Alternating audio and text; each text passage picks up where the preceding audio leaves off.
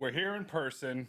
We're in Silicon Valley. We just wrapped up a wonderful panel on the autonomy economy hosted by our wonderful friends at KPMG. So thank you, Hugh and the team at KPMG for hosting us. And I wanted to pick up this wonderful panel and turn it into a Road to Autonomy podcast because the autonomy economy is going to affect all of our lives. Lerrel's building humanoid robots, and I got to meet one. It shook my hand, and it's cool. Lerrel, what's the current state of the humanoid robot market? Excited to be here. Firstly, humanoid robotics is just scaling, right? The technology is just rapidly evolving, rapidly improving. The folks who we are working with, our customers, rapidly want to bring them into their manufacturing plants. So, yeah, on both fronts, there's a lot of excitement. I think what is really interesting is in the human viewpoint of these robots, right? They really show us what the future can be. A future where there's going to be abundant physical labor, robots all around us doing work that we don't want to do. And I think that excitement, along with the technology, is really driving this progress right now. Yeah. But doing the work, it sounded you were kind of going towards the enterprise. Yep. You can't go on YouTube these days without seeing a Yeah. humanoid robot folding laundry. Yeah. Where do you think of that market? Yeah. So I think home robotics is going to be an interesting market. I just don't think it's ready right now. I think there's too much regulations, too much safety. You have to worry about kids, pets, right? And then most like consumers are cheap. They want robots at like what, like $1,000, right? And I think that's why I think the first engagements of robots in the world is actually going to be in enterprise. These humanoid robots are going to run our data centers, run our chip making, run our industries. I think that's what's going to happen first. And once that happens, once we figure out how to bring the price points down, once we figure out safety, then they're going to go into homes. Hugh, he said, children, dogs, that's risk.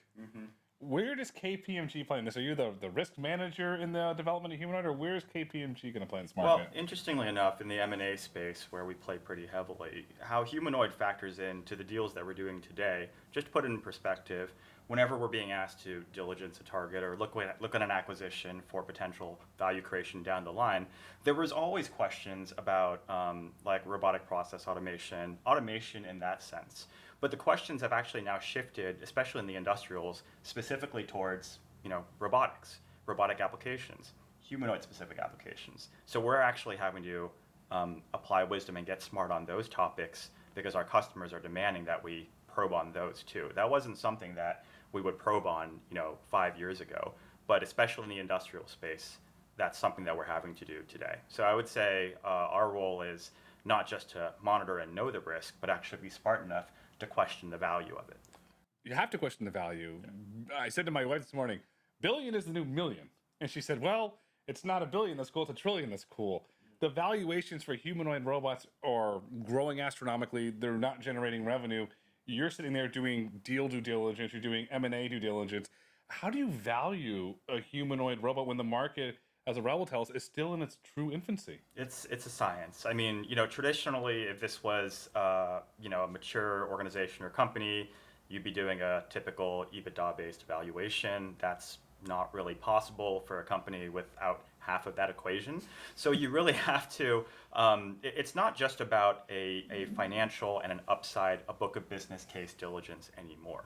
You have to actually be willing to challenge and ask the R&D questions, the scalability questions, and the product technology questions in order to actually challenge whether an investment is going to be viable 1, 2, 10 years from now. Customers are not paying for an ROI horizon, 10 years beyond the investment they're looking to make, particularly not in private equity, right? Which big customer base of ours. So you actually have to be a lot savvier about, from a product perspective, you have to be a lot savvier about that. And for a company that is a pretty broad scope, upskilling our people to be able to ask those questions and stand toe to toe, right, with people on your R&D team, et cetera, right? That's a challenge to overcome for sure.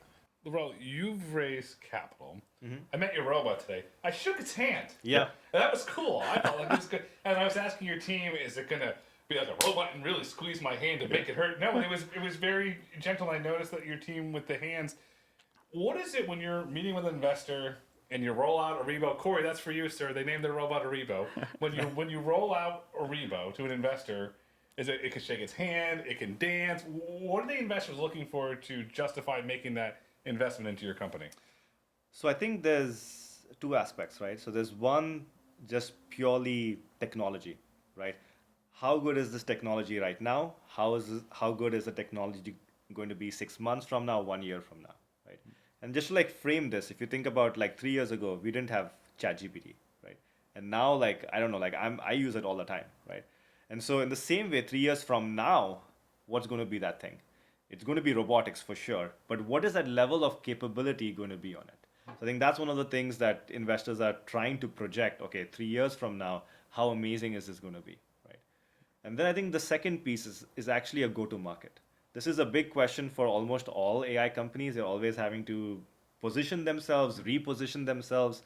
Robotics, I think, is actually going to be easier in terms of go-to market because there's a real market right now for physical labor. You look at population pyramids all over the world, you look at labor shortages, it's like expensive to train people, right? So I think that part is actually a lot easier in robotics. You just have to make a case for it. So I think it's like the technology, how fast it's going to grow in the next 3 years. And then in terms of the go to market, as you're deploying it, who are you deploying it with? Who are your partners? Are you going into homes, which I think you should not? Are you going into enterprise? And then over there, who are the partners over there? I think that's how, at least, we are seeing how our investors interact with us. From when you do the due diligence, we've seen California has, we're here today, they've raised the minimum wage. And then we saw the layoffs that came in QSR restaurants. But on the backside of that, we saw the massive investments in robotics. So when you're doing the due diligence on this, how do you take into equation or into all that?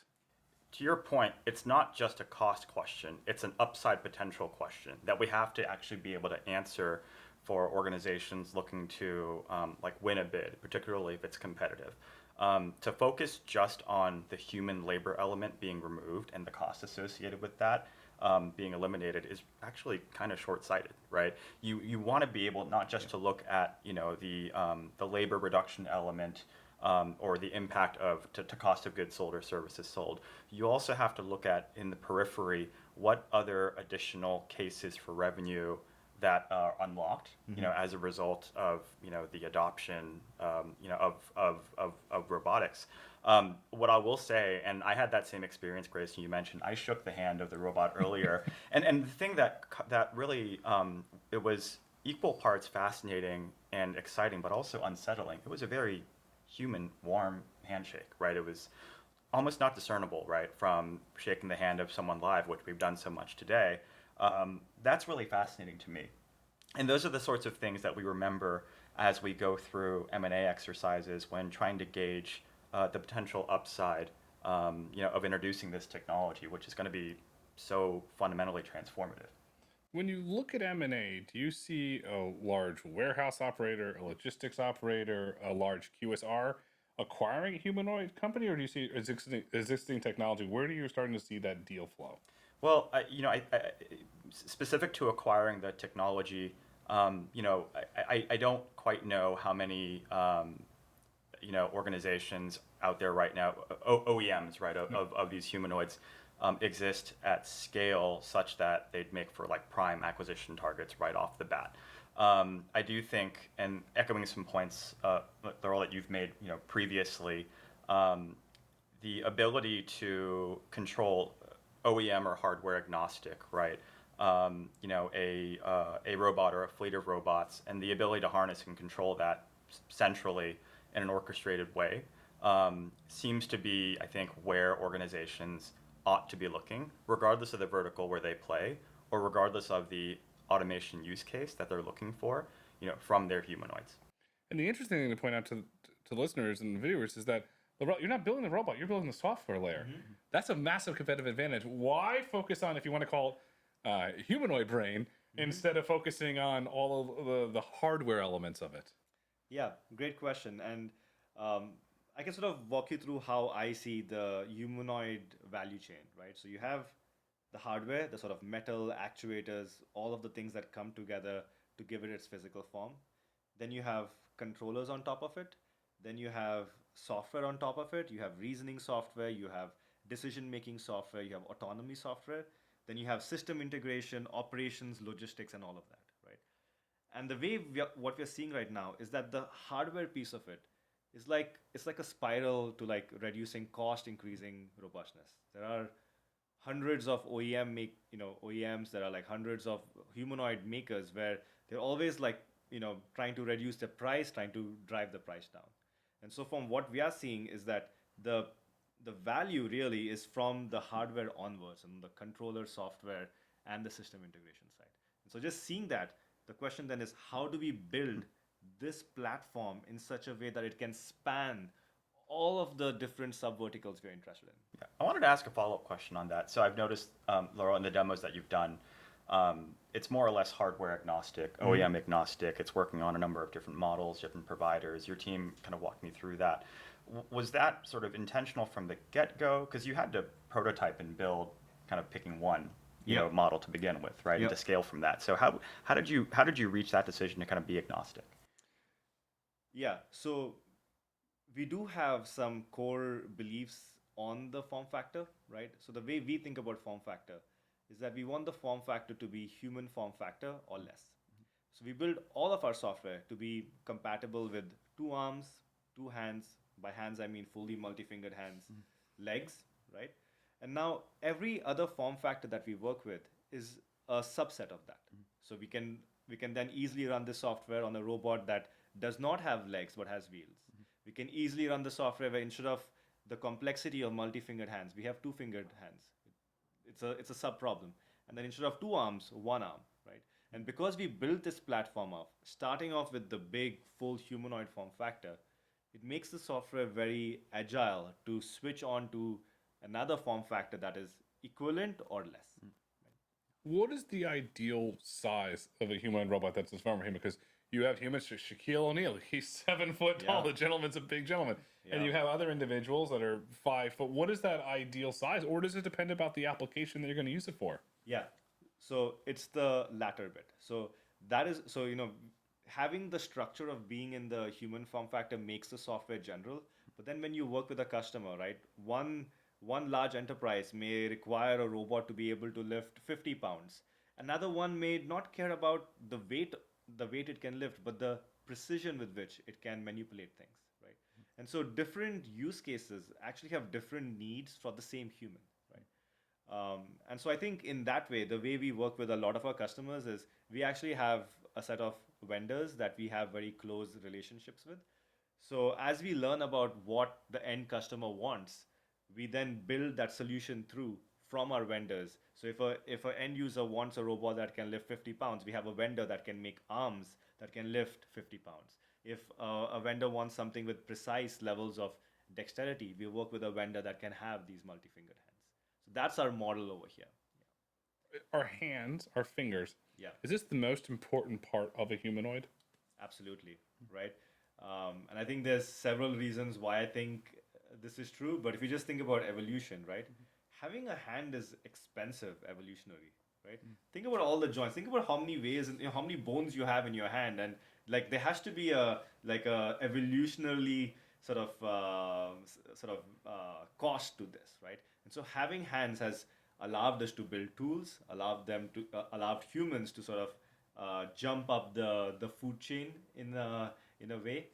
And because of these hands, we have now designed all the world around us for hands, right? Even like a glass of that sort, it's very hard to pick that glass up with like a parallel jaw gripper. But with your hands, you get this soft, force closure, form closure that allows you to grab it while safely being able to manipulate the glass.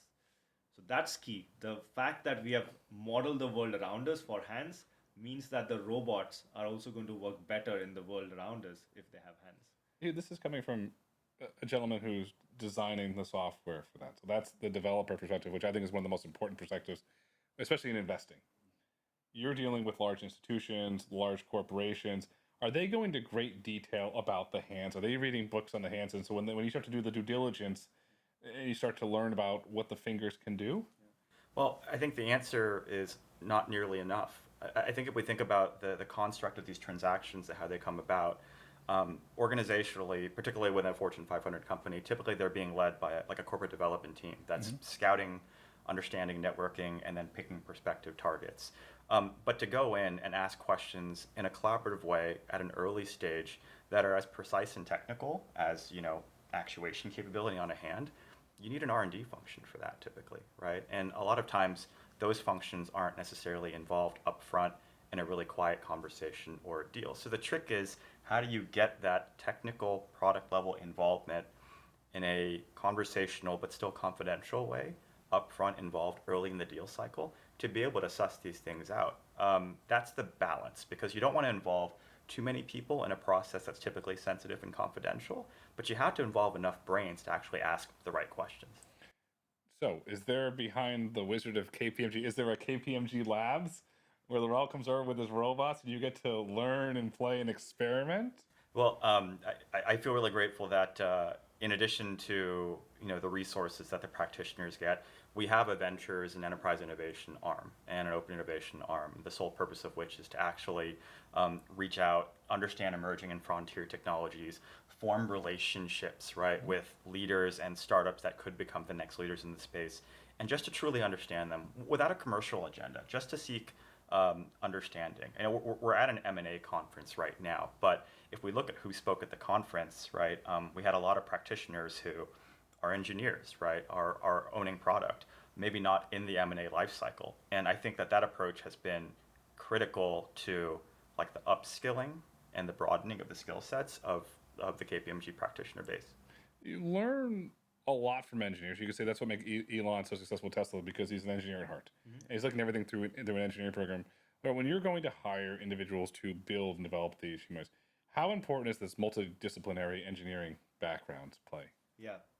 Um, I think one of the beautiful parts about robotics is that it's not simple, right? There's expertise needed all the way from like mechanical engineering, writing CUDA kernels, wiring the robot together, writing low-level drivers, working with these large AI models, interfacing with like ChatGPT, building your own versions, your own fast on-device versions of them. So there's a very large set of technical expertise you actually need to make robots useful. And so it's hard. It's actually hard to build a frontier robotics team because you need to first identify what these areas are and then identify who the groups of people are who are really experts in there. We are in a sort of world right now where it's clear that AI and robotics and all of this is going to be a big part of. It's already a part of the present, but it's going to be an even bigger part of the future. But the number of folks who actually have the technical expertise to build this is tiny. It's a very, very small group of people. And that's what actually makes it both like exciting and challenging. And that's what we've seen in autonomous vehicles. There's a small group of individuals that know how to build the stacks and to build the whole systems. But when does your system get a brain? When does it become autonomous? When can Mr. or Mrs. Humanoid make a decision on their own? When can it talk to me? When is that intelligence layer going to come to that? Because we're starting to see it come into the chatbots now. Yep. But the reasoning models, and I'll go on the record. I think Claude Sonnet 4.5 is the best reasoning model out there today. And boy, if you push it, it can have a personality. When we've seen Hollywood, so when do humanoid robots start to have a personality? So I think what we are seeing right now is that humanoid robots already are starting to have a level of intelligence that is that people don't realize it has, right? I think the sort of disconnect is the horizon at which it can reason. So what I would say is things that you want robots to reason about in a maybe 3 to 5 second time horizon, I think is pretty much solved. So, for example, if you ask a robot to autonomously pick up almost any object that you're seeing around here, we already have models for this. So, if you say, okay, pick that glass and place it on that table, we already have autonomous models that can do that for you at like a 95 plus click, right? What we don't have is sort of reasoning over long horizons the robots themselves making a decision, themselves making decisions in the physical world. So, for example, if the robot goes around and it sees, like, I don't know, like a piece of cardboard on the ground, can the robot reason that, like, okay, the cardboard is not supposed to be here, let me pick it up, run that action of picking it up, and then, okay, what do I do with this? Let me find the trash can. Then you know that the trash can is in the kitchen. Go to the kitchen. Okay, I saw the trash can here. How do I open it? Maybe I have to step on the little sort of small pedal. That is where we really want to take this, the increasing the horizon of the intelligence. So you're in the risk business. I'm sorry to keep going back to That's it, all right. but that's a core part of your business. So the robot today can do the right thing. It can pick the cardboard up and put the cardboard here. Yes. But what happens to you when the robot starts, the intelligence brain says, you know what?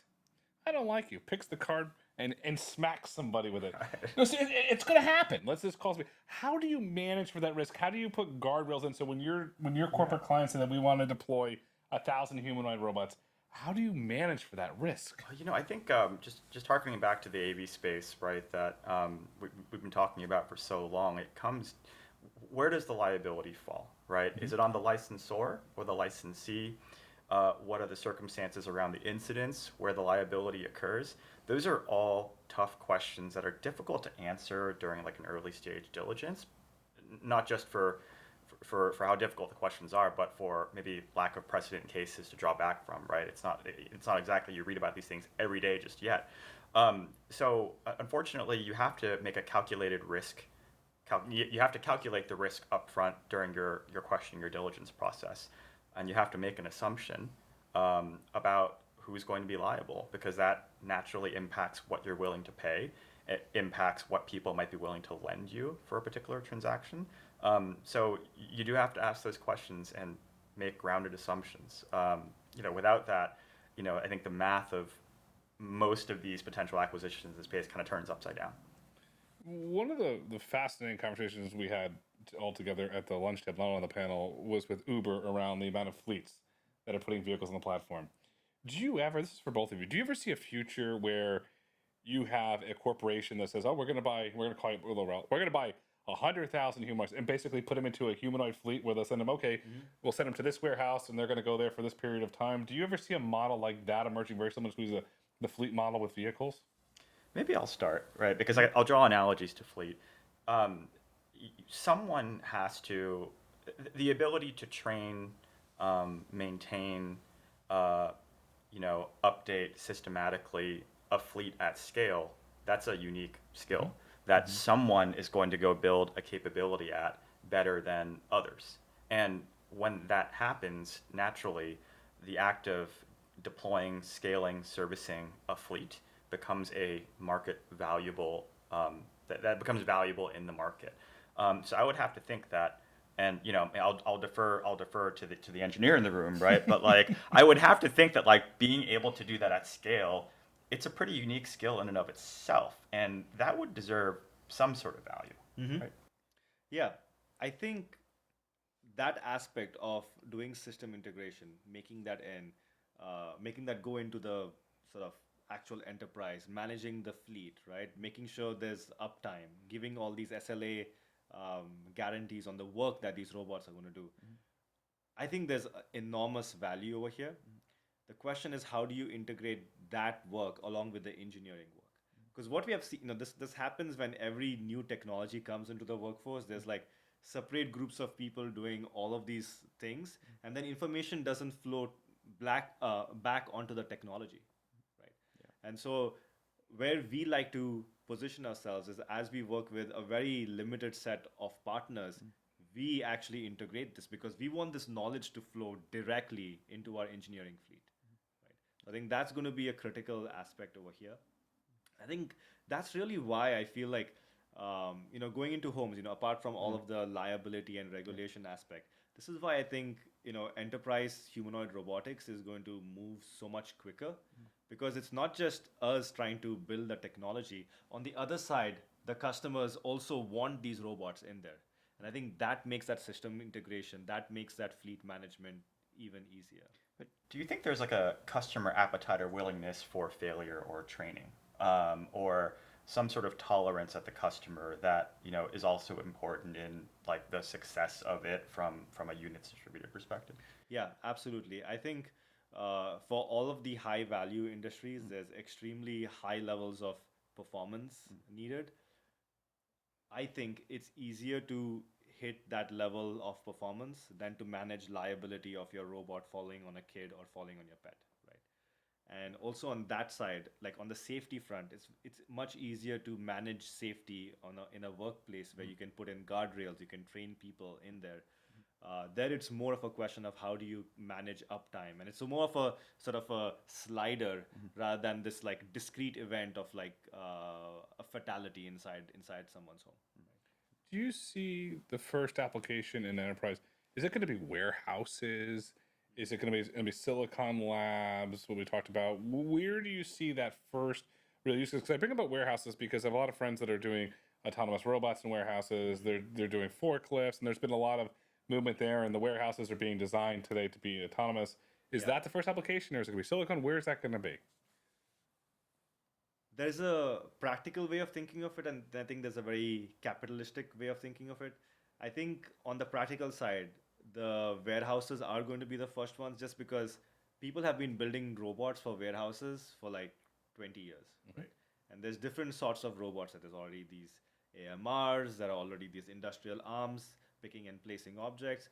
You still need humans right now to do things like taking things from a tote bin, packing boxes and things of that sort.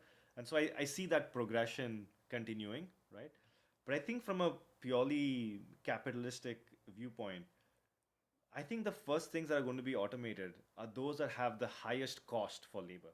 And this is not just like a dollar amount for that work, but like the dollar amount plus everything else associated with that work, like upskilling people, training people, managing when people leave, environments that are dull, dirty, dangerous, environments that, even if you give like 200K to someone, they're not going to work in that environment for like more than a year, right? I think those are the environments where you first see the robots get in, just because from a pure capitalistic force view, it makes sense. What are you seeing from your clients from inbound of where they're looking at deploying humanoids? Well, working in automotive, in particular with OEs, who I actually think on the adoption curve for automation are pretty far up relative to other industries. It's from a due diligence perspective, it is baked into the questions you ask, to the extent that as those exercises progress, you're walking the floor with the diligence team actually inspecting these, right? There are so many now classic, I think, examples of acquisitions of auto OEs, of robotics capabilities, very, very specifically for the purpose of reducing cost of goods, that have been very, very successful. And I think you'd be hard pressed to find an OE that isn't actively finding a way to completely, at least partially, if not completely, roboticize parts of it. And it's not just that. OEs are expecting their suppliers as well down the tiers to also do the same. Those suppliers are crunched. They are looking for ways to save, and applying those same automation techniques and leverage of robotics to actually get there. It's sort of table stakes for them now. Because I'm going to be me. And I'm going to turn this upside down. We've seen public, BMW has looked at humanoid robots. We are seeing the shrinking margins in the global automotive business. We've seen the global struggles in the automotive business. We've seen the giant re-embracement of autonomy. Yay for that. Do we ever get to a point where a global OEM either one acquires a humanoid robotics company to try and compete with Tesla, or decides to build a program in-house? What do you think? Humanoid, interesting. I mean, I'm trying to harken back to the Hyundai Boston Dynamics tie-up early on, right? And I want to say that attempt has been made. But one really interesting thing that came up during the group discussion earlier was about rising labor cost in China. I think the notion that you have labor cost rising, very rapidly in countries where traditionally manufacturing labor has been sent or outsourced, suggests to me that if you don't have people cost as a lever anymore to drop manufacturing, you have no choice, especially in a margins getting thinner, hyper competitive industry like automotive globally.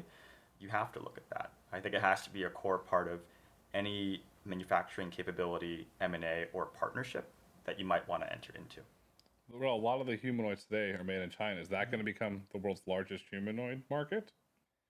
It's seeming like it. It's seeming like it because China really has figured out supply chain. They have resources all the way from like the neodymium that goes in the motors, in the actuators, all the way to like, fabricating things, putting it together, and some levels of the software as well, right? And so I think they have all of that supply chain already figured out. It's concentrated in a small area. That concentration allows ideas to become product much quicker. So I think they definitely have a lead on this, and they have built that up over the last 30 years.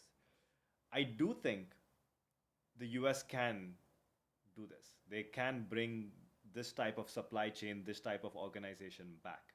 But it requires capital, right? You don't have a 30-year time window over here, but you have capital, right?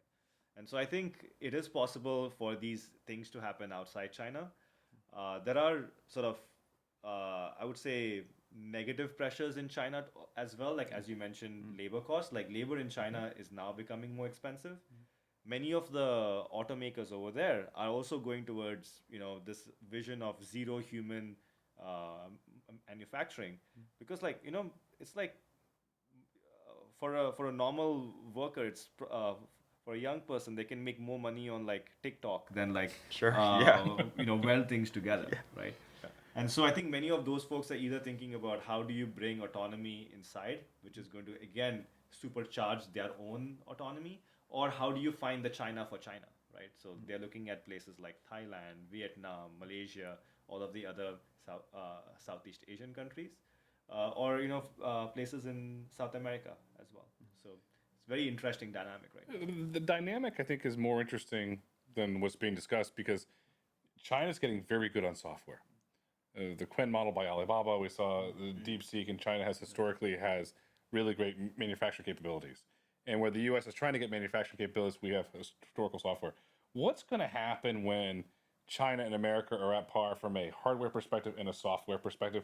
What happens? What are you guys looking for? Well, I really like, Laurel, how you couched that speed to innovation, clock speed, and proximity to the elements needed to innovate is actually a constraint. You can have all the capital in the world, right? You can be as well funded as you want to be, but unless you have that ability to iterate and move very, very quickly, you're not going to be able to do it.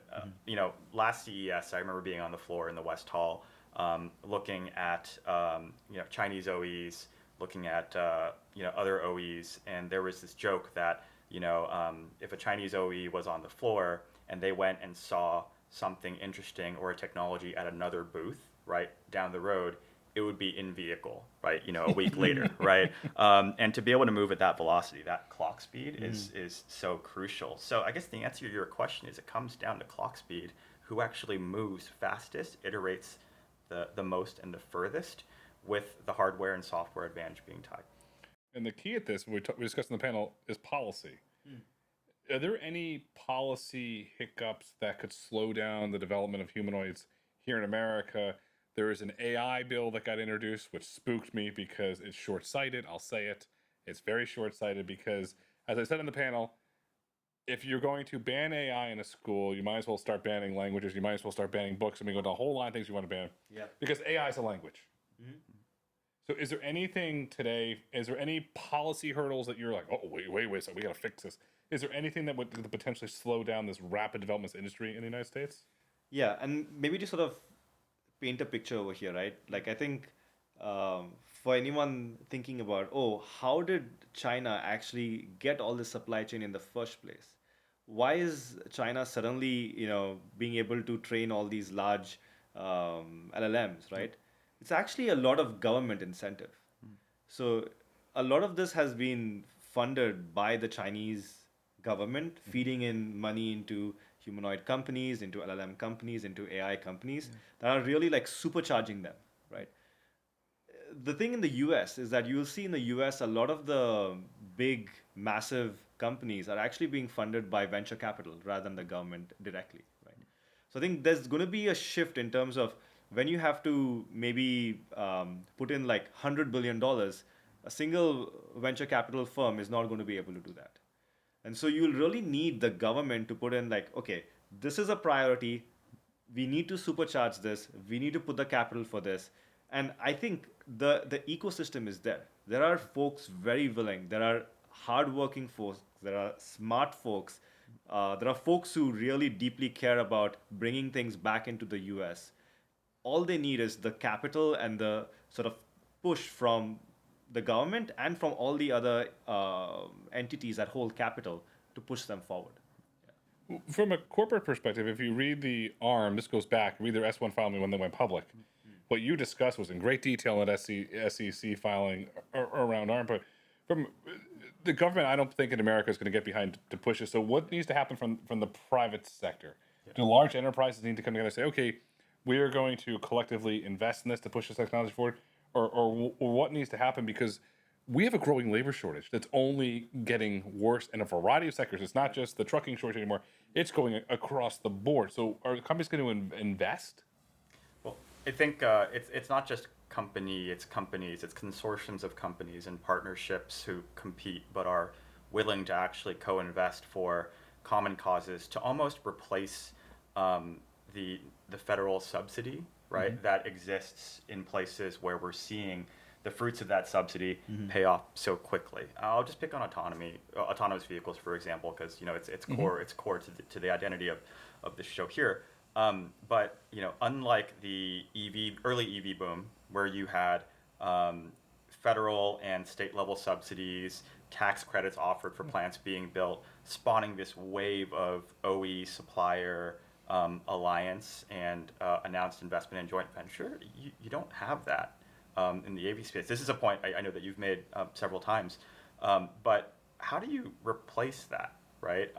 You will only do it through an amassing of capital and interest among everyone who knows they have the same stakes to lose if it doesn't go well.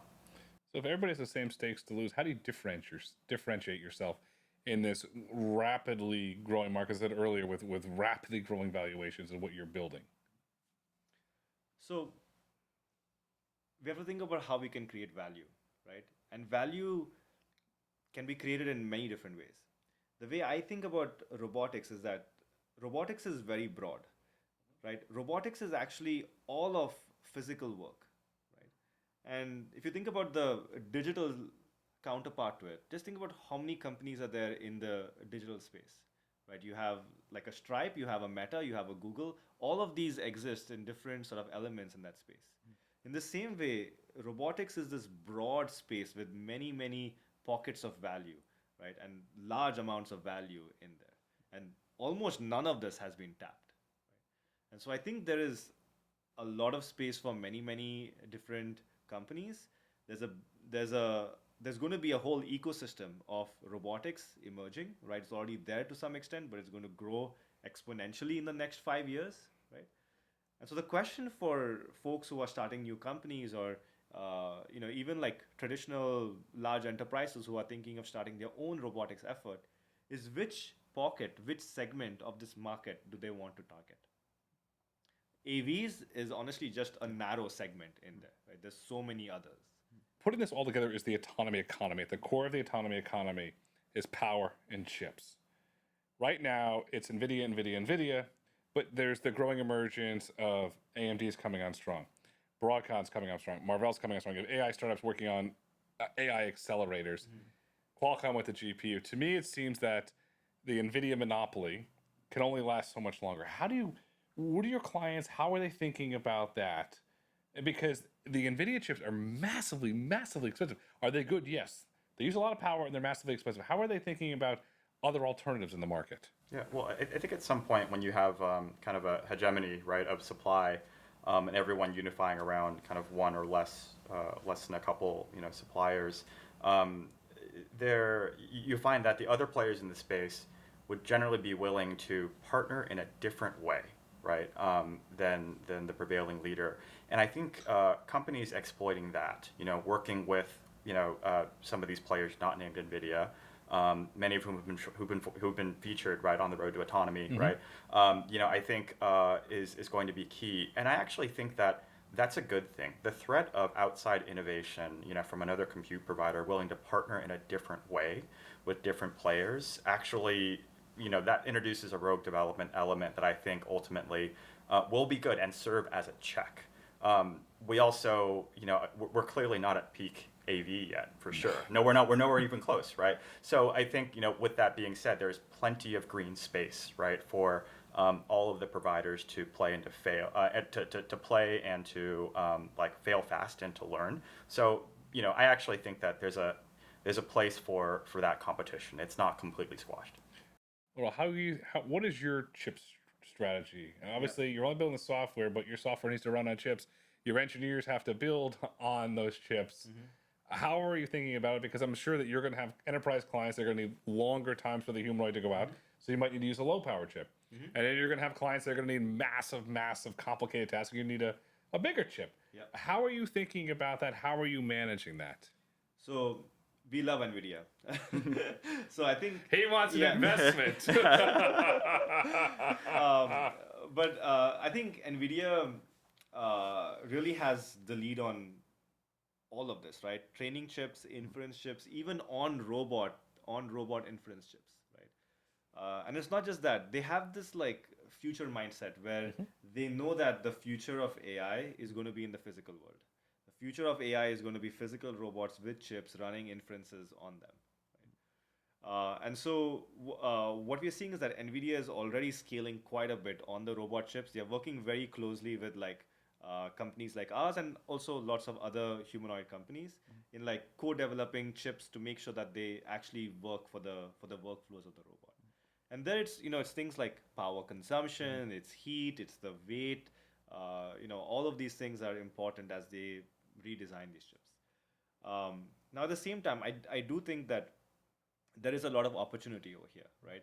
Again, there's different applications. This robotics physical world is very, very broad. There's lots of pockets over here, and there's a lot of space for custom chips for specific areas over here. And so I really like the work that other folks are doing as well, like AMD, Qualcomm, as you mentioned. They're all really looking at robotics and different aspects of how you build chips that can enable robots in a better way. At the same time, there's also a lot of really good work being done by large tech companies to themselves build their own chips, right? You've probably heard of OpenAI trying to build their own chip. Google already has their own chips. So everyone's trying to build their own chip as well because they can get more of that, price competitiveness from that. I got to ask you the corporate question. Is chips the new cloud server where everybody, remember that, I have to have a cloud business, I have to have a cloud business. And Wall Street, roar, roar, roar. And then that's a big metric that Wall Street values the big tech companies on is their cloud business. Is the new one going to be the chip business? Well, just the entry requirements to start a chip business, very, very, very high. It's not quite just the amassing and the orchestration of like infrastructure and then the commoditization of that. So I think it'll be some time before we actually get there. But to your previous question, that'll serve as an interesting check against the dominance of like the chip players that we're talking about today. So I think time will tell. Well, time will tell because you know this and you know this. The costs have to come down for the technology to scale. What is the best way, Lerrel, in your opinion, for the cost of humanoids to come down so they can truly scale and become ubiquitous in the enterprise? I think the raw BOM cost of a humanoid is already low enough, right? I think we can already make humanoid robots in China at the price point of like 10 to 20K, right? So I think the price point is already like very, very reasonable. So if you think about like a 20K machine, just the motors and everything on it, being able to work 24/7. We're not at 24/7 yet, but that's going to improve, right? But that's the future. 20K robot being able to work for like 24/7, 365 days a week, does not need to go on a holiday, right? Will not get sick, right? That price point is extremely competitive already. The missing piece is the brain. The missing piece is the software, the control. The missing piece is the system integration. All of this needs to be done. And I think the moment this is cracked, I think there's like it's going to proliferate. That's why the future, next 5 years, you're going to have 1 million of these humanoid robots all over enterprise. right? It's because of this. It's because the problem is literally a software and integration problem now. I'm going to give you the Hollywood analogy here. Do we get to a point where you go to a factory and there's a bunch of humanoid bodies sitting there and you plug in your software, your software, your software, and boot them up? Is that where this is ultimately going to go? So the future that we are building at RE is that you only plug in one software, which is the RE software. And so we have that whole stack of software all the way from the controllers, AI models, reasoning, all of that is in one of our software, right? I do think there may be some other players looking to have a narrow piece of that. The problem with doing that is you have to integrate all of those things together, right? And it's a physical system. You don't know which thing has broken the physical system.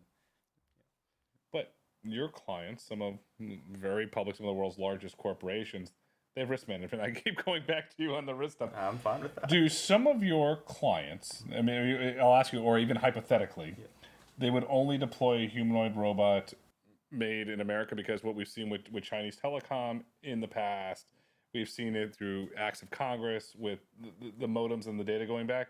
Is that, if you want to call it data leakage, a concern for your clients? Oh, absolutely. I think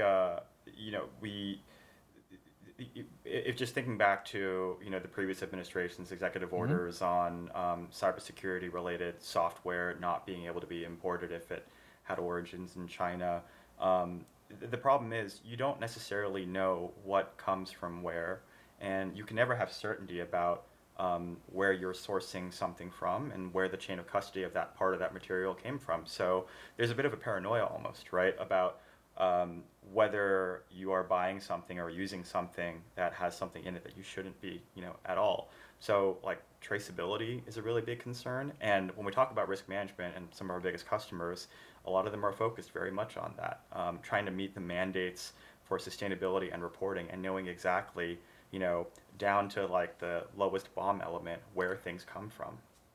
But the traceability, we've seen it with electric vehicles, the battery passport in the EU, for example. The components that go into humanoid come from various different vendors, sometimes in multiple, definitely multiple regions of China, but sometimes multiple countries. How do you track all of that? How are you thinking about that? Um, if from a manufacturing resource planning and assembly perspective, having control over your BOM at the component level, having traceability understood very specifically on where you're sourcing raw materials, if that's relevant, very, very important. I think the problem in the automotive space, you could think back to OEs, you're kind of relying on your suppliers, right? Everyone in the tiering, right, to actually manage that. But no, the responsibility actually falls to you to do that. So it does require systematic tracking and focus to not focus on it from the very beginning at Mark 0 of your product and then only deal with it on Mark 3 of your product means you sort of lost custody of it. So you have to start really, really early in the product development lifecycle. And where does it come in for your company? Because you're the software layer. Do you have to do the diligence, or do you call Hugh at KPMG and turn it over to this gentleman and have him do it? Where does that come to life? Yeah. So I think it's important to think about what end customers care about, right?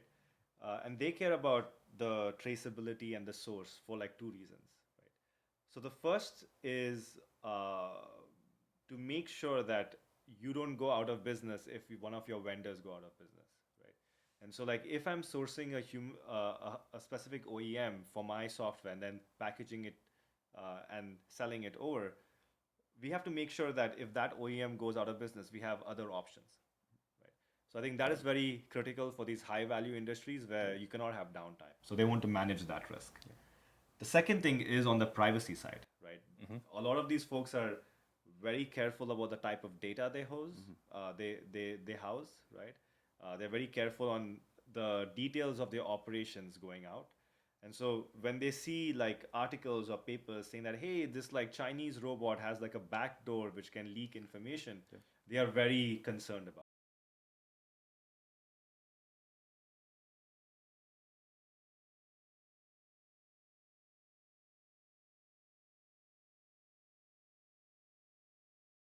We all know that humanoids are going to play a large role in the future. I'll ask you, gentlemen, for prediction.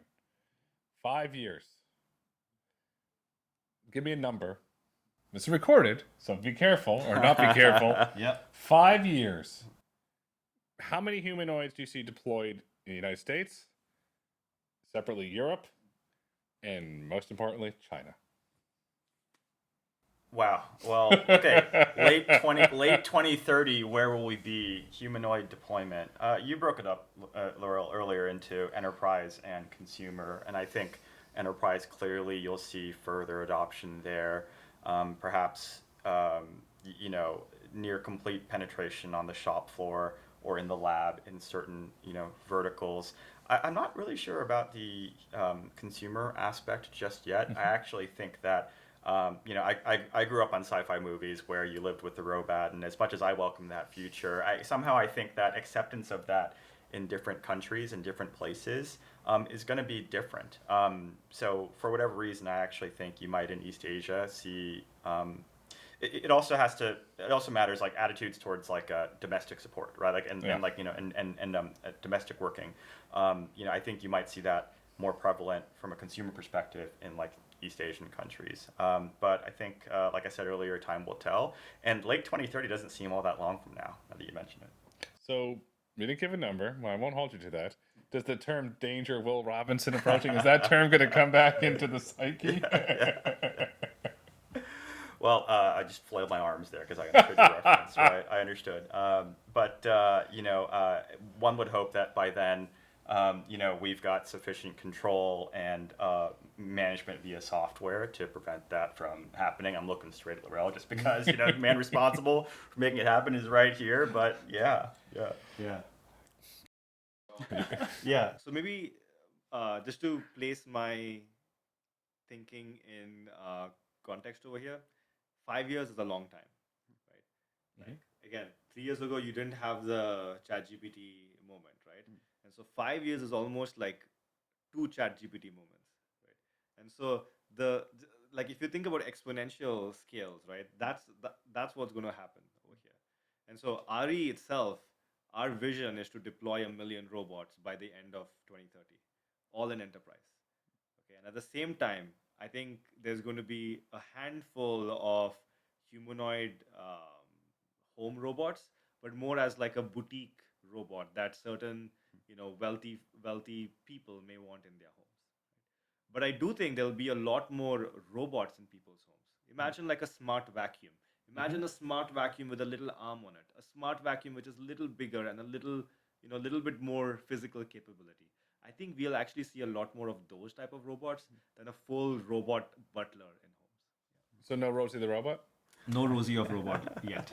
No Rosie the robot yet, but we're going to get 1 million humanoid robots. The future is bright. The future is autonomous. The future is humanoid robots. Gentlemen, thank you so much for coming on the road to autonomy today. Thanks, Grace. Thank you. Thank you. It was great. That was fun.